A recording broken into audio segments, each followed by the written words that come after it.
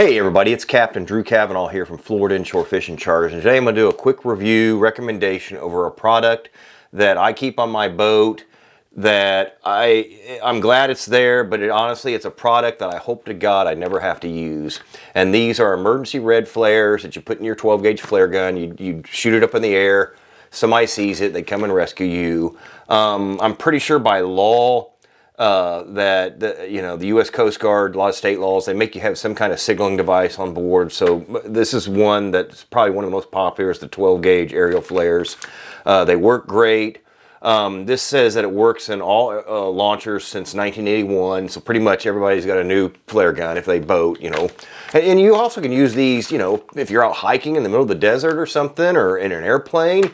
I keep a flare gun in each one of our vehicles in case we're ever broke down or something in distress. I mean, why not, right? I'm glad it's there. Just hope I never have to use it.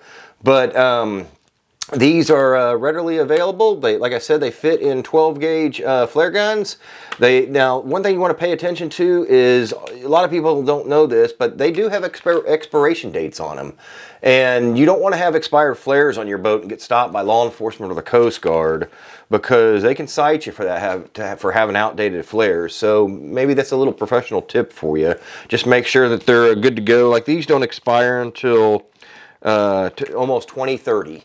So, get them today, don't have to renew them again for years. But it's a product that you want to have. It's a product that I have to have. And yeah, it says it's required by Code of Federal Regulation. So it's a federal law to have these. And great product. Highly suggest you get you some. Thank you for watching. Have a great day. Thank you.